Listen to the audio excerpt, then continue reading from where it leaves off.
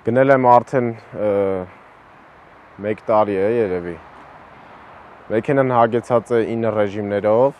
ձմեռային ռեժիմը վարել եմ, շատ ապահով է, իրան ճիշտ է դրսևորում ճանապարհներին, ոչ մի սղալ, ասենց ասեմ, սղալ ոչ մի բան չունի։ Վարել եմ նաև արտաճանապարհներում, Սարեր, Լեռնել, Տավուշի մարզում եմ հիմնականում վարում, ցեխի մեջ։ Մեքենան 4 քաշողն է, կա սովորական 4 քաշող եւ կա 4 քաշող հագեցած կոմպլեկտացիա։